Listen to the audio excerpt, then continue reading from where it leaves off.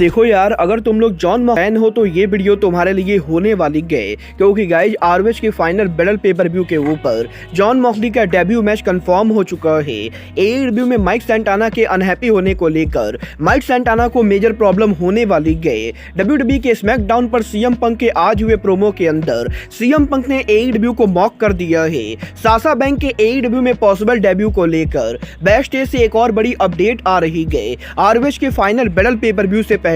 ROH की women champion injured हो चुकी है। तो गाइस वहीं डब्ल्यूडब्ल्यूई और एडब्ल्यू के अरीना बुकिंग को लेकर रेसलिंग ऑब्जर्वर ने काफी बड़ा खुलासा कर दिया है। तो गाइस चलिए बिना किसी देरी के शुरू करते हैं इस वीडियो को। और गाइस सबसे पहले बात करेंगे सीएम पंक की। अगर बात करें यहाँ पर सीएम पंक की, तो गाइस अगर आप लोगों ने आज यहाँ पर डब्ल्यूडब्ल्यूई का स्मैकडाउन नहीं देखा है तो गाइस मैं आपको बता दूं, आज यहाँ पर डब्ल्यूडब्ल्यूई के स्मैकडाउन पर सीएम पंक लाइव अपीयर हुए थे, जहां पर सीएम पंक आज स्मैकडाउन पर उनका प्रोमो कट करते गए और करीबन 10 मिनट के सीएम पंक के इस प्रोमो के अंदर CM Punk Seth Rollins, Roman Reigns सहित रेंडी ऑर्टन और कोडी रोड जैसे रेसलर्स को मेंशन करते गए। बट गाइस यही सीएम पंक के इस प्रोमो के अंदर जब यहां पर सीएम पंक केविन ओवेंस को मेंशन कर रहे होते गए तो guys CM Punk Kevin Owens को मॉक करते समय एडब्ल्यू कंपनी को भी इनडायरेक्टली मॉक करते गए, जहां पर सीएम पंक बेसिकली ये कहते गए कि वो यहां पर डब्ल्यूडब्ल्यूई में ऐसे लोगों के साथ काम नहीं करना चाहते गए जो बैक स्टेज पर दूसरे लोगों को पंच करते रहते गए। और गाइस ये बात तो हम सभी लोगों को मालूम है,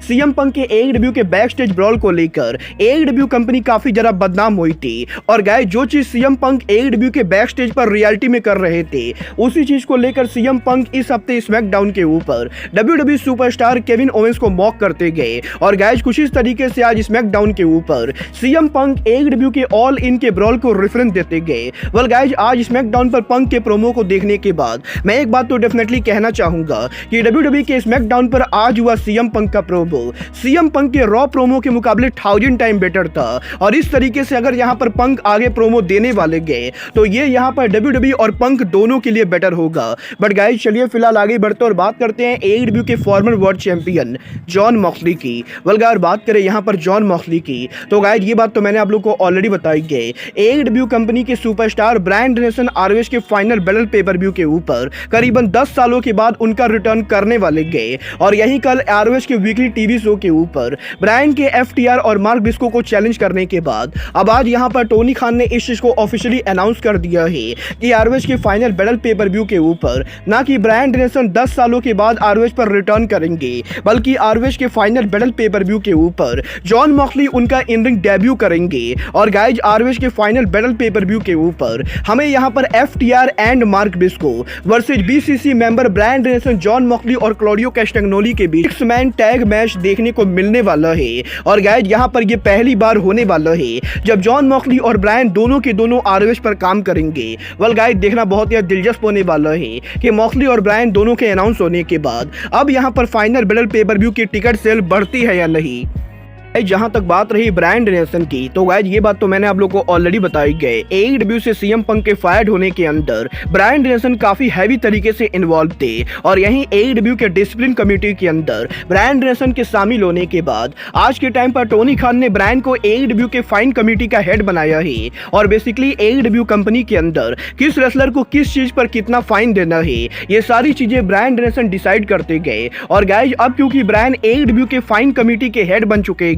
तो गाइस यही ब्रायन ने इस हफ्ते एडब्ल्यू के एक और सुपरस्टार को सोशल मीडिया पर अनप्रोफेशनल बिहेवियर की वजह से फाइन लगा दिया है। और इस बार ये सुपरस्टार और कोई नहीं बल्कि एडब्ल्यू सुपरस्टार माइक सैंटाना है। गाइस ये बात तो मैंने ऑलरेडी आप लोगों को कल के वीडियो में बताई थी कि माइक सैंटाना ने सोशल मीडिया के ऊपर एडब्ल्यू कंपनी में उनके अनहैप्पी होने को लेकर ट्वीट किया था, जहां पर माइक सैंटाना ने बेसिकली ट्वीट करके ये कहा था कि पिछले लगभग 1.5 महीनों से एडब्ल्यू के अंदर माइक सैंटाना को एक भी मैच लड़ने का मौका नहीं मिला है। और गाइस यही माइक सैंटाना के इस ट्वीट के बाद कुछ देर के बाद माइक सैंटाना इस ट्वीट को डिलीट कर देते गए। और इसके बाद back to back Mike Santana एक और ट्वीट करते गए, जहां पर ट्वीट के अंदर माइक सैंटाना ये बताते गए कि माइक सैंटाना के इस ट्वीट की वजह से अब यहां पर माइक सैंटाना को एडब्ल्यू कंपनी फाइन लगाने वाली गए, क्योंकि गाइस बेसिकली सैंटाना के इस ट्वीट के अंदर वो यहां पर सोशल मीडिया पर एडब्ल्यू कंपनी के इमेज को खराब कर रहे थे और वो यहां पर एडब्ल्यू में अनहैप्पी होने को लेकर बात कर रहे थे। और गाइस गाइज यही सैंटाना के इस ट्वीट के 1 घंटे के बाद सैंटाना यहाँ पर इस ट्वीट को भी डिलीट कर देते गए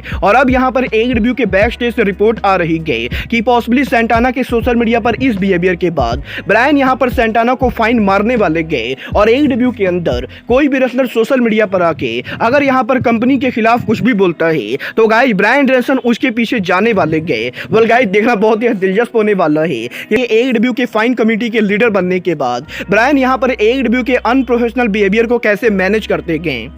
गाइज चलिए फिलहाल आगे बढ़ते हैं और बात करते हैं AEW और WWE के अरीना सेटअप की। वेल गाइज ये बात तो हम सभी लोगों को मालूम है, WWE कंपनी दुनिया की सबसे बड़ी कंपनी है और गाइज अमेरिका के अंदर मोस्ट ऑफ द जो बड़े अरीना है वो यहाँ पर WWE कंपनी के साथ काम करते गए और गाइज चाहे यहाँ पर मेडिसन स्क्वायर गार्डन हो या ऑल स्टेट अरीना, इन अरीना के अंदर WWE के अलावा और कोई कंपनी शो नहीं करती गए क्योंकि गाइज WWE ने इन अरीनाज के साथ ये एग्रीमेंट की गए कि WWE के अलावा और किसी भी रेसलिंग कंपनी के साथ ये अरीना काम नहीं करेंगे। और गाइस WWE के इस हरकत की वजह से काफी सालों से अमेरिका के काफी सारे अरीनाज के अंदर WWE के अलावा और कोई कंपनी काम नहीं कर पाती गए और AEW के मेडिसन स्क्वायर गार्डन में ट्राई करने के बाद भी WWE की वजह से मेडिसन स्क्वायर गार्डन ने AEW को रिजेक्ट कर दिया था। बट गाइस अब यहाँ पर इस हफ्ते रेसलिंग ऑब्जर्वर की तरफ से ये रिपोर्ट आ रही है कि WWE के लॉन्ग टाइम तक काफी सारे अरीनाज को डोमिनेट करने के बाद अब यहाँ पर WWE कंपनी उनके पॉलिसी को चेंज कर रही है और गाइस अब यहाँ पर ऐसे काफी सारे अरीनाज है जिनके अंदर WWE कंपनी ने रिस्ट्रिक्शन को हटा दिया है और गाइज अमेरिका सहित वर्ल्ड वाइड काफी सारे अरीना जो पहले सिर्फ और सिर्फ WWE के साथ काम करते थे वो अरीना अब यहाँ पर AEW सहित दूसरे कंपनीज के साथ काम करने के लिए ओपन है और गाइज बेसिकली WWE के अंदर TKO के टेक ओवर करने के बाद अब WWE कंपनी उनके पॉलिसी को चेंज कर रही है। वेल गाइज देखना बहुत ही दिलचस्प होने वाला है कि WWE मेडिसन स्क्वायर गार्डन को AEW को रन करने के लिए अलाउ करती है या नहीं। बट गाइज चलिए फिलहाल आगे बढ़ते और बात करते हैं ROH की करंट वुमेन चैंपियन अथीना की। वेल गाइज ये बात तो मैंने आप लोगों को ऑलरेडी बताई गई। अब से मात्र 1 हफ्ते के अंदर ROH के फाइनल बैटल पे पर व्यू के ऊपर ROH की वुमेन चैंपियन अथीना ROH का वुमेन चैंपियनशिप हमें यहाँ पर बिली स्टार्क के खिलाफ डिफेंड करते हुए दिखाई देंगी और गाइज यही पे पर व्यू के मात्र 1 हफ्ते पहले अब यहाँ पर ROH की वुमेन चैंपियन को इंजरी हो चुकी है। वेल गाइज इस हफ्ते ROH के वीकली टीवी शो पर रेसल करने के बाद ROH की वुमेन चैंपियन अथीना को ब्रोकन नी इंजरी हो चुकी है और गाइज यही अथीना के ब्रोकन नोज इंजरी के बाद अब यहाँ पर अथीना को काफी सीरियस प्रॉब्लम होने वाली है क्योंकि गाइज यहाँ पर अथीना के इस इंजरी के बाद भी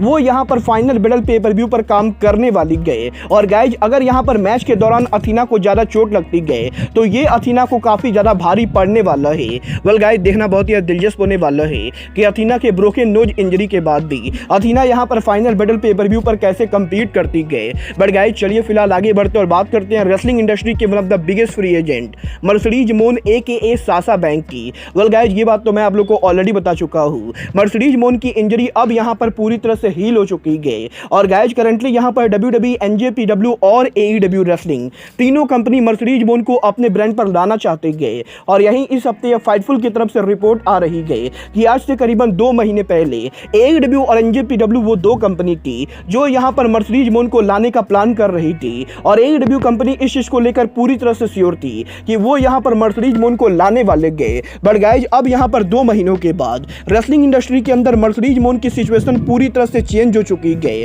क्योंकि गाइज अब यहाँ पर मर्सिडीज मोन के AEW और NJPW के मुकाबले WWE में जाने के ज्यादा चांसेस है और गाइज फाइटफुल सेलेक्ट का ये कहना है कि इस समय 50% इस चीज के चांसेस है कि मर्सिडीज मोन WWE के ऊपर उनका रिटर्न करेंगी तो गाइज वहीं 25% इस चीज के चांसेस है कि मर्सिडीज मोन AEW या NJPW पर जाएंगी और गाइज बेसिकली यहाँ पर पंक के WWE पर वापस जाने की वजह से अब यहाँ पर मर्सिडीज मोन भी WWE पर वापस जाने के लिए ओपन हो चुकी है और गाइज मुझे भी इसके तगड़े चांसेस लगते गए कि मर्सिडीज मोन AEW और NJPW के अलावा पॉसिबली वर्ल्ड रेसलिंग एंटरटेनमेंट पर रिटर्न करने वाली गए। मतलब ये तो आने वाला टाइम बताएगा कि मर्सिडीज मोन AEW और NJPW को लीव करके WWE के ऊपर रिटर्न करती गए या मर्सिडीज मोन AEW को ज्वाइन करती गए। well आप लोग मर्सिडीज मोन को कहां देखना चाहते हो आप लोग मुझे कमेंट करके बताइए। बट गाइज अब आज के इस वीडियो में बस इतना ही। मैं मिलता हूं आपसे अपने अगले वीडियो में। बट गाइज तब तक के लिए goodbye, good night and bang.